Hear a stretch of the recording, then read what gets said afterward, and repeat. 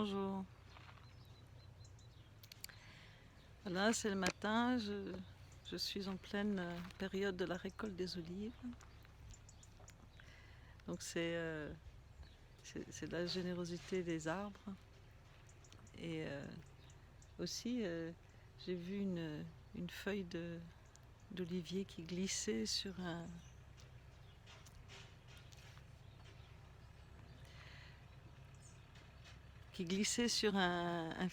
filet sur lequel on pose des olives. Et j'ai cru que c'était un petit poisson hier. J'ai cru que c'était un petit poisson et donc c'était très étrange parce que il n'y avait aucune raison qu'il y ait un poisson là, il n'y avait pas d'eau. Et donc j'ai eu une brèche, c'est ça hein, la béance d'essence, c'est une brèche où à un moment donné, ce qu'on appelle la raison et ce qu'on appelle la non-raison se rencontrent et ouvrent un champ, un troisième champ. Hein. Donc c'est la béance d'essence, hein, donc le titre du livre, du roman qui vient de sortir aux éditions Le Souffle d'Or, avec la préface de Luc Biget, avec des illustrations à l'intérieur de Pierre Delvincourt qui sont magnifiques, et la jolie couverture de livre de Anne Niesler. Et d'ailleurs, dans ce petit village où les gens sont très simples au Portugal, ils habitent ici depuis plusieurs générations et ils ont une sorte de sagesse directe de l'expérience de la vie et aussi beaucoup de générosité, beaucoup de bonté. Elle a regardé une dame que je connais qui s'appelle Olivia justement. Elle a regardé la couverture et c'est la seule personne qui directement elle regarde et elle me dit c'est une sainte, c'est une petite sainte. En portugais santinha. Santinha ça veut dire sainte mais avec une connotation affectueuse. C'est comme si vous appeliez Maria, ça ferait Mariazinha, donc c'est notre Marie quoi. Voilà, et donc j'ai reçu ce matin par voie digitale un film de danse d'une amie brésilienne, Tammy Aires, qui est une femme tout à fait extraordinaire et qui m'envoie ça. Je me dis, ben voilà, je vais regarder dans la salle de bain, en même temps qu'on fait sa toilette, sa beauté, toutes ces choses. Et je vois ces danseurs qui dansent quelque chose d'assez bon, c'est assez joli, en tout cas c'est honnête, c'est bien fait. Bon, c'est vrai que c'est pas ma tasse de thé, mais ça va, c'est agréable à voir. Et puis un poème dessus en espagnol, et très joli aussi le poème. Et je me dis mais pourquoi est-ce que moi je ne suis pas enthousiaste?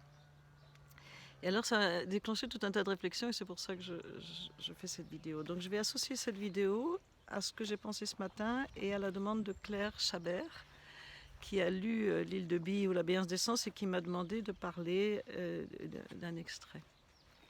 Voilà. Et donc pour reprendre la danse, en décortiquant, je me suis dit mais en fait c'est ça, c'est parce que j'aime le poème, la poésie c'est ça, hein, c'est ce qui se passe. Surtout, donc là, c'est vrai que, excusez-moi, hein, c'était pas un poème, c'était de la prose. Mais un poème, c'est quelque chose qui émerge en nous quand on voit une feuille qui glisse et on croit que c'est un poisson. Vous voyez ce que je veux dire? C'est-à-dire qu'à un moment donné, on a quelque chose qu'on ressent et qu'on ne peut pas expliquer autrement que par la musique, le silence, la présence physique, euh, le rayonnement du cœur. La danse, bien sûr. Avec la danse aussi, ce qui se passe, c'est on dit le poème en dansant, mais en même temps, on l'entend, et en même temps, on le dit, et en même temps, on le ressent, et en même temps, on le mastique. Donc, il y a un élément physique dans la danse qui est très, très important, et vous savez bien que pour moi, la voix, elle danse, c'est une voix de la danse.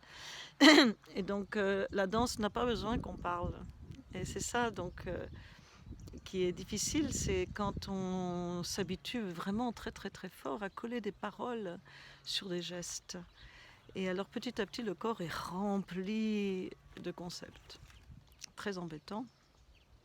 C'est très embêtant parce que si le corps est trop rempli de concepts, il n'y a plus de place pour cette petite brèche. Ou alors on ne la remarque pas, parce qu'on pense tout le temps, tout le temps.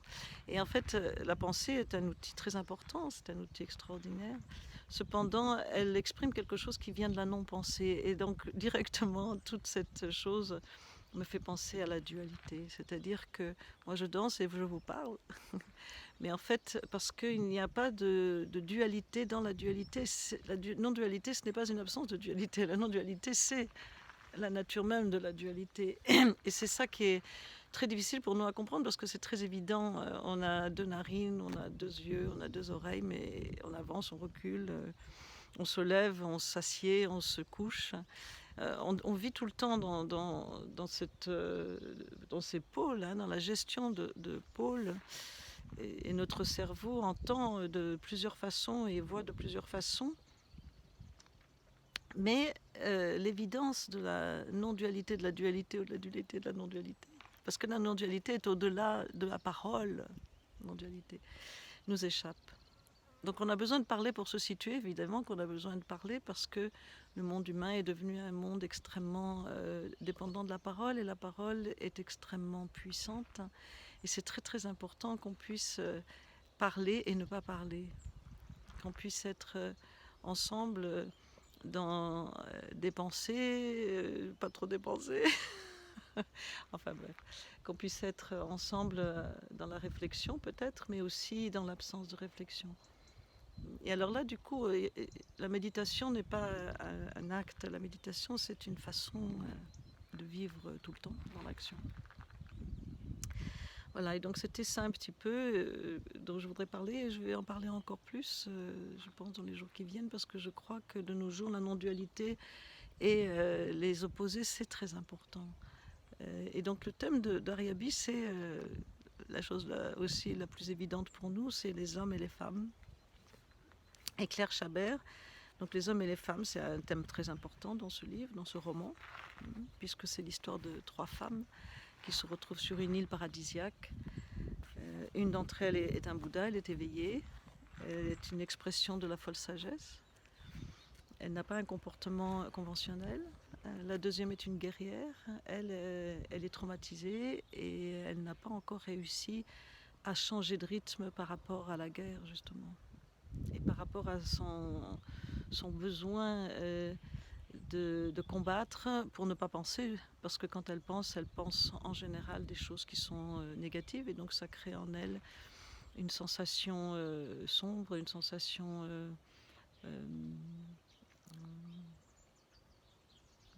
souffrante, la douleur. Et la troisième, c'est sa fille, c'est la fille de la guerrière, de Triya. Et la femme Bouddha s'appelle Ariabi. C'est un nom qui existe, mais moi je ne savais pas, je l'ai inventé et en fait il existe. Mais quand il est venu dans mon esprit, je ne savais pas qu'il existait ce nom.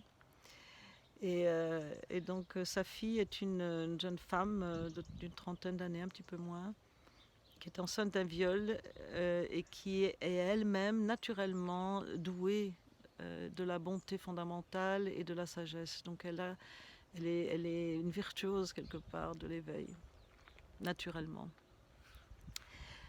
Voilà. Et donc ces 3 femmes, au début ne parlent pas, puis au bout d'un moment elles parlent beaucoup entre elles. Elles vont se rencontrer tous les jours. Je ne vais pas vous donner tous les détails. On parlera petit à petit.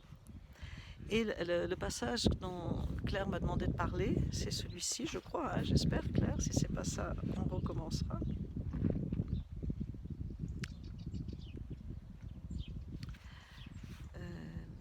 Bon, je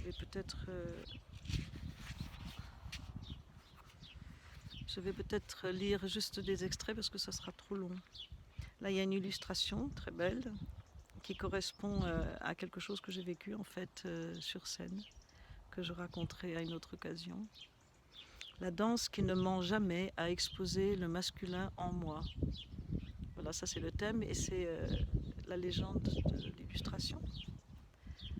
Alors je me suis demandé de quelle nature serait ma perception si je retournais mon corps comme un gant.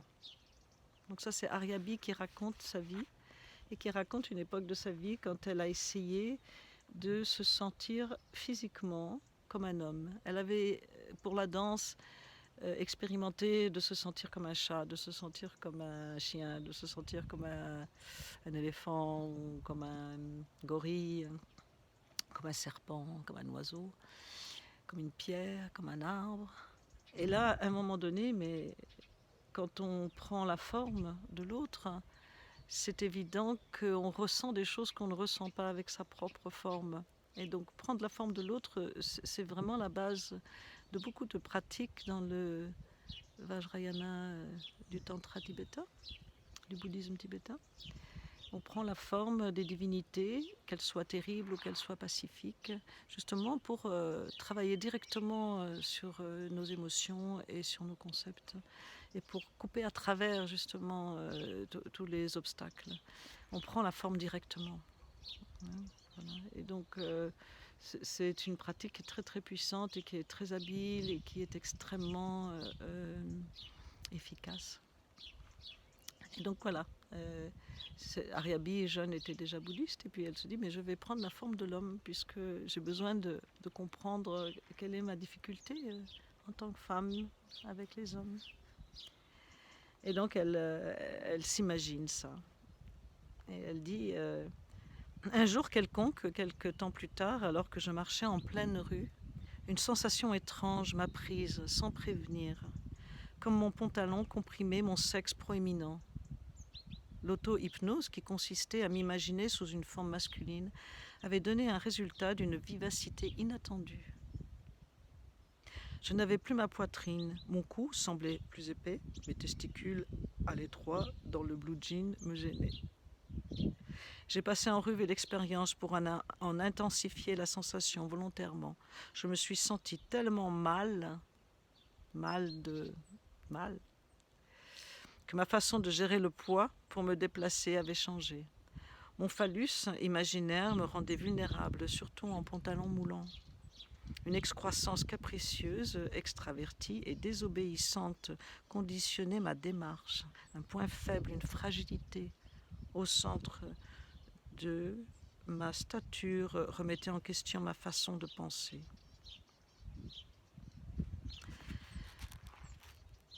Et m'exposer au regard des autres.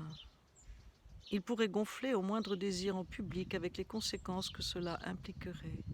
Mais en même temps, cette vitalité impérieuse au niveau des hanches me poussait à avancer. Mon organe voulait percer, pénétrer, conquérir, palper la matière et éjaculer.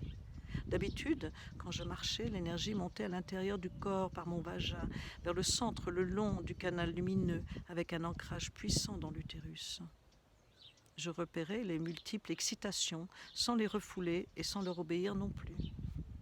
Mon entraînement dans les arts énergétiques avait ouvert la voie à une maîtrise de mon énergie sexuelle. J'avais gagné la capacité de gérer les impulsions physiques qui étaient restées inconscientes une partie de ma vie. Les stimulations des sensations subtiles sont nombreuses. Mais le monde civilisé avait conditionné mon corps de femme à ne pas les ressentir, à ne pas les reconnaître, à les mépriser et de ce fait, à ne jamais pouvoir les gérer. C'était la racine du déséquilibre émotionnel dont j'avais souffert pendant des années avant de me ressaisir. En tant que femme, mon sexe demeure un mystère de par sa forme occulte. Mais j'avais appris à intensifier mes sensations, à concentrer mon mental pour diriger l'énergie en fonction de mes nécessités vitales. Donc voilà, donc c'est le passage où elle s'imagine homme. Et Claire Chabert voudrait que j'en parle de ça. Moi, je pense que ça serait bien que Claire m'envoie un petit peu ses pensées, ses questions, comme ça on peut continuer. Je vous invite à regarder la vidéo de Emma Crucy que j'ai publiée sur le groupe Facebook qui s'appelle L'île de Bi ou la béance des sens, parce que ce groupe va être vraiment le lieu d'un débat. Et vous pouvez aussi retrouver toutes les vidéos et toutes les informations au sujet de mon travail personnel, hein, puisque c'est un travail amateur personnel que je fais au niveau de l'écriture, pour La Voix qui danse, qui est mon premier livre, et pour L'île de Bi ou la béance des sens. Vous pouvez les trouver sur un blog qui s'appelle L'île de Bi, tout attaché ensemble, comme ça s'écrit, tout attaché, l'île de Bi. Weebly, Weebly c'est WEEBLY.com.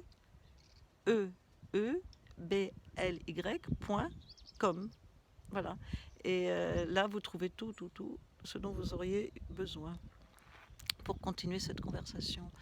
En tout cas, pour conclure, je voudrais dire que de mon point de vue, dans ma sensation, la non-dualité, c'est quelque chose qu'on rencontre tout le temps, tout le temps, tout le temps. Et comment est-ce qu'on peut travailler avec ça? Je pense, c'est mon intuition, parce qu'en dansant, c'est comme ça qu'on fait. Pourquoi ça serait différent? C'est toujours une chose et l'inverse. Voilà. Donc il y a toujours l'inspire et l'expire. Et la troisième possibilité du respire, de remettre la spirale en mouvement, et de demeurer au centre du mandala, au centre du vortex, là où c'est calme et pacifique et clair. Donc l'énergie, elle circule, mais on est au centre de la vie. Et au centre de la vie, on n'est pas perturbé par les éléments. On est en bonne amitié avec les éléments, parce que l'élément central du mandala n'est pas l'air. L'air, c'est le mouvement. Le central du mandala, c'est l'absence justement de phénomènes, et en même temps la matrice d'où tous les phénomènes surgissent. Et donc ça veut dire quoi? Ça veut dire tout simplement que parler doit être rempli de silence. Le silence en même temps est plein de musique, de son. Quand on pense quelque chose, on peut toujours comprendre que l'inverse de ce qu'on pense pourrait aussi être logique, pourrait aussi faire du sens dans des circonstances différentes. Et quand on est en train de, par exemple, avancer, sentir que son corps en même temps donne un certain recul, parce que ça permet de ne pas tomber en avant. C'est des choses comme ça. Donc, si vous pratiquez le tournoiement, si vous tournez vers un sens, sentez votre corps qui tire un petit peu dans l'autre sens, pour justement ne pas vous laisser emporter dans le mouvement de la spirale, qui n'a rien de mal en soi, mais qui nous emporte dans des mondes dont notre imaginaire solidifie la consistance. Et vous verrez dans le livre, Tria a beaucoup de difficultés avec le paradis. Pourquoi? Parce qu'elle ne peut pas être heureuse dans un endroit où tout va bien. Et ça, c'est très très important, parce que c'est peut-être notre cas à tous. Voilà, je vous embrasse.